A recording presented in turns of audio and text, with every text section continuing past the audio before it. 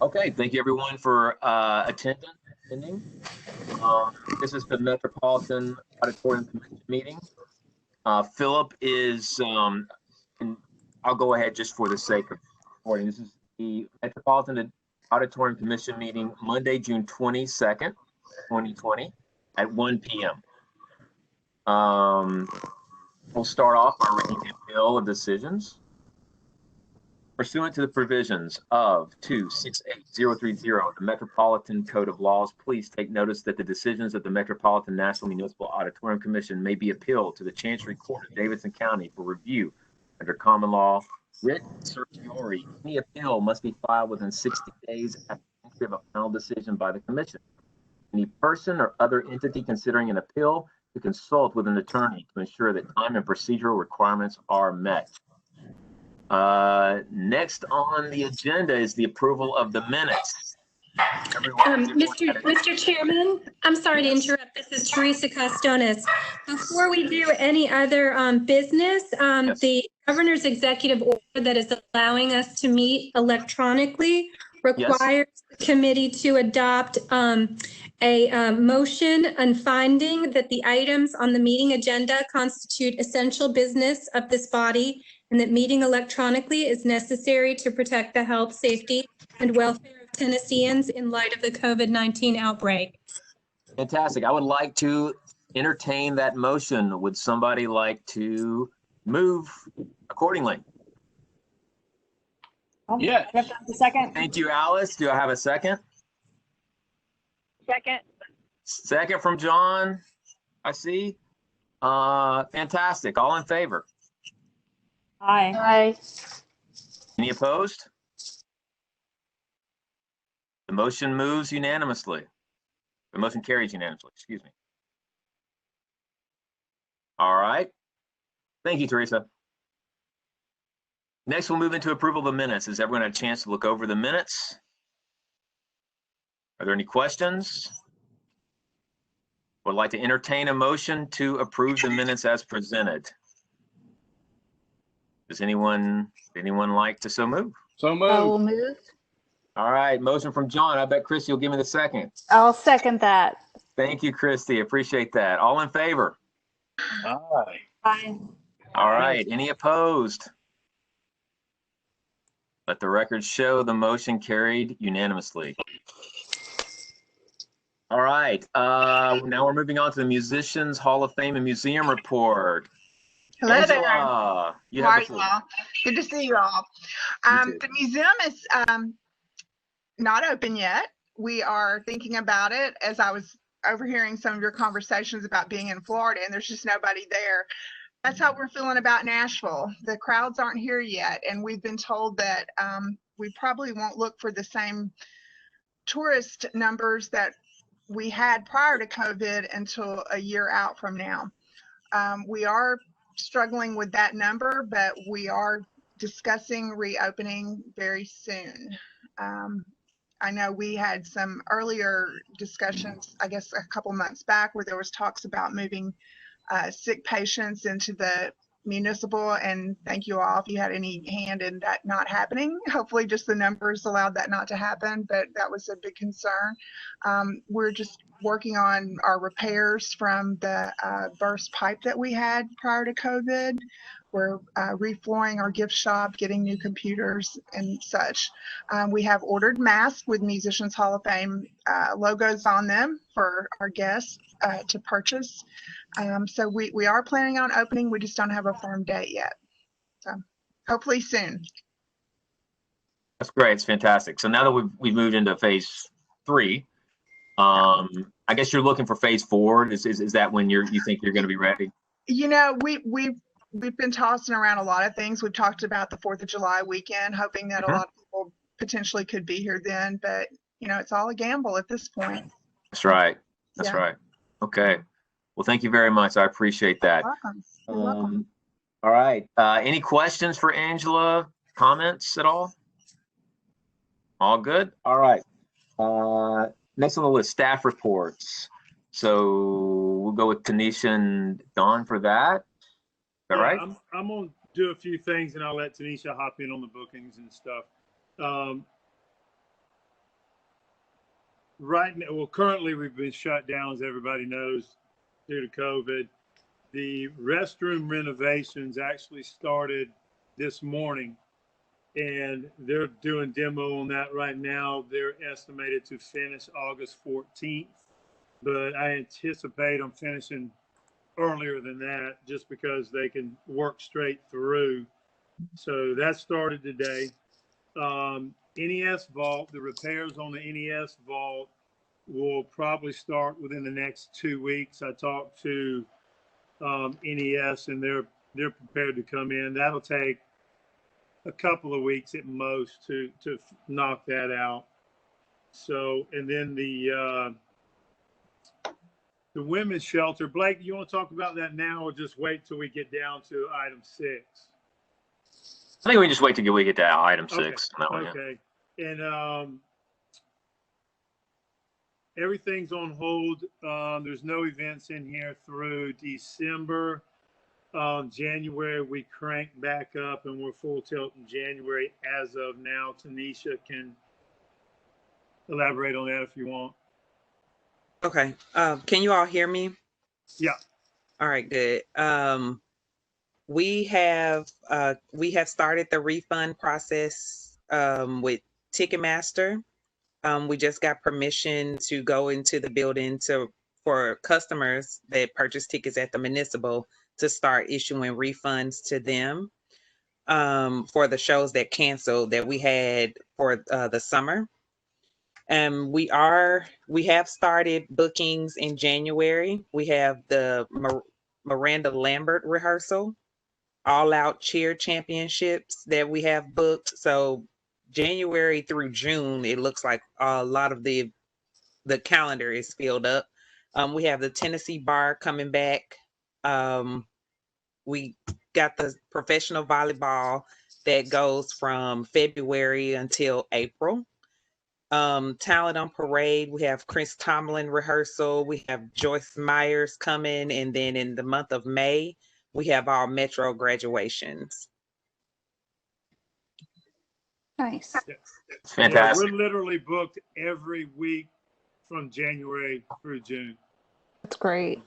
Yeah, it's interesting because when this all started, I was having these conversations with Don about, when we shut down, how we should shut down. And we were on the phone several times a day, actually. This was when I was on spring break. So I told him, I said, look, Don, here's what's going to happen. You're going to have all these events shift. And because they shift, they're all going to be on top of each other. So what we're going to find is that this is actually, when this thing comes back and we come back online again, we're probably going to have the biggest year we've ever had in our entire existence. And that's what it's turning out to look like right now. Because all of these tours that thought they were going to be spread out are having to move and squeeze into a smaller time period, and that's going to be 2021. So yeah, I mean this is not an easy year to get through, but there is a massively shining bright light coming in 2021 for us. So just keep that in mind, everyone. And all of the events that she just mentioned are non-Live Nation events. So that's without Live Nation shows in here as well. So those are just strictly non-Live Nation events. Amazing, really amazing. Any questions? Any comments from anyone? All right, we'll move on to the next item on the agenda, and that is the Live Nation contract. So to give you a brief overview, and Tanisha and Don, feel free to jump in to kind of fill in the blanks of what I'm saying here. So the current Live Nation contract comes up August 1st. At that point in time, we have one more option available to us to exercise. There's an issue that we have to address, and that issue is they paid for the remainder of the term of this contract. However, they have not been able to get in the building since March 15 to get a return on that investment that they paid. They've sent a letter claiming there's a force majeure situation, and this wasn't any kind of harsh legalese. I mean, they called us beforehand and say, hey, this is the situation we're in. You know, we're going to send this letter because the contract tells us we have to send a letter. So just know that it's coming. And so they did that, you know, for the contract. But we're in a situation where we have to figure out what that is, what that means, and how to remedy that situation properly. Teresa, we're going to need you to kind of help counsel us through the situation too, because as far as protocol, you know, we're blind to that. You know, and in my world, adjusting a contract, coming up with a solution is very easy thing to do. Here we have protocol and city rules and state regulations that we have to abide by. So we're going to lean on Teresa to tell us how to kind of navigate that. One of the suggestions was that us to, I think we're talking 4 months. Is that right? Tanisha, Don, is that 4 months that they weren't able to get into the building? 4 months of their contract? Yeah. Okay, give or take a week or two. It's about 4 months. So we'll figure out what the exact time period is. So the idea would be to, in our option, the next option, to give them 4 months free, prorate the contract to allow them to get in there and make up the money that they would have made having their deal with the building on the 4 months that they were prevented from going in there. There's that. The question is, are we able to amend an option of a contract accordingly? And if so, how? That's the question for Teresa. Okay, so I would say that one thing that's really awkward about this is that this is a public meeting that is going to be recorded and made available to the public. So it's kind of not an ideal situation in which to discuss kind of an ongoing negotiation. It is something where, you know, Metro Legal may need to make kind of an analysis of kind of the strengths and weaknesses of the claim and provide advice in a attorney-client confidential context, which obviously can't happen at a public meeting unless we go into executive session, which we didn't notice on this agenda, but which we could do at a future point if we wanted to address this issue. And that would actually be my recommendation, given the sensitive nature. Got it. So first of all, we have to first agree as a body whether we're, okay, first of all, Teresa, you go back to legal, correct? And you do an analysis of it to see if they have a claim, correct?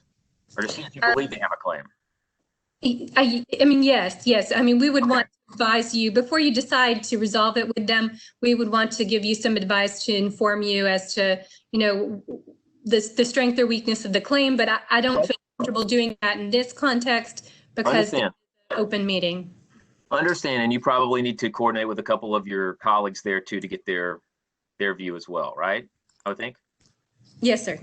Cool, perfect. Okay, so that will be next step.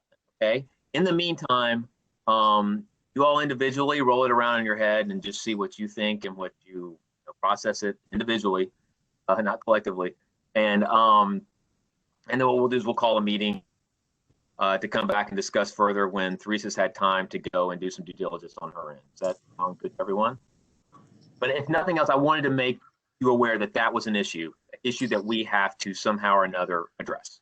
So there you have it. And I don't know that there's anything further we can do about that in this particular meeting, given Teresa's comment. So there you have it. I guess we can move on to item number 6, and that's COVID and Municipal Auditorium. Anisha, Don, do you want to jump in and kind of give the lay of the land on what's going on there now? Yeah, they officially came in on Saturday and moved. What they did, they have all of the homeless over at the fairgrounds facility, which is an amazing facility.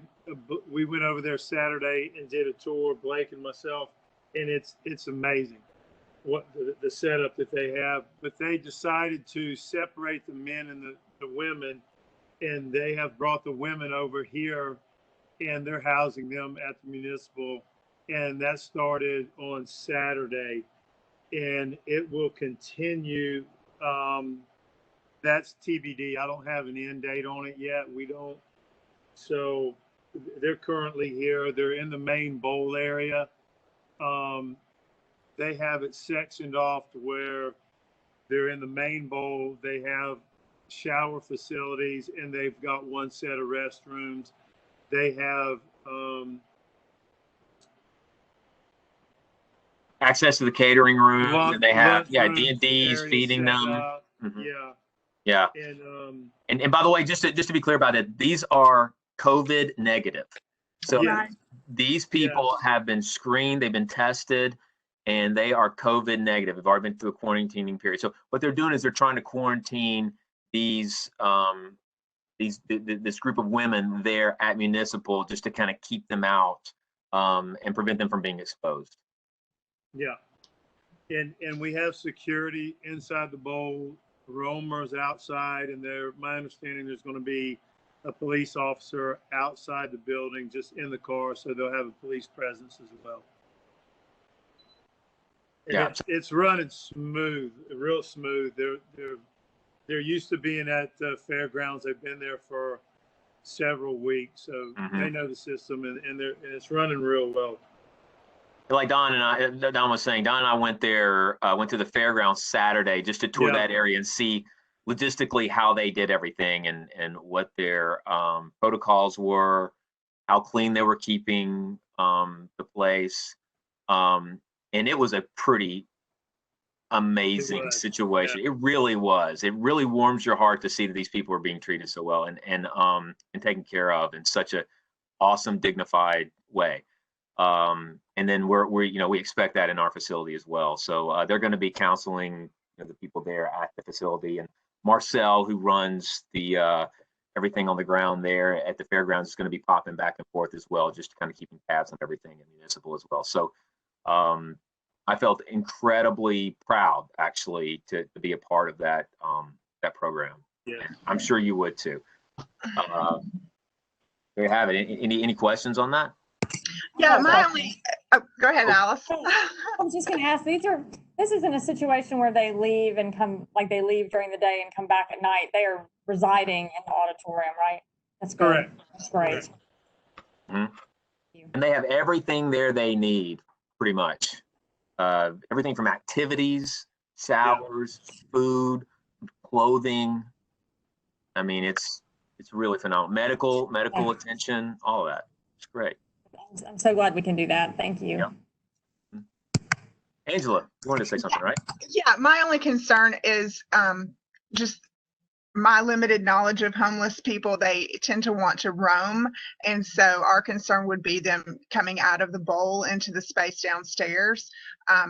Would security prevent that from happening, or are we keeping doors locked, or how are we preventing them from coming down into the museum area? It is. They have it. It's pipe and draped off. It's barricaded, and they have security and they know where they're allowed to go, where they're not allowed to go.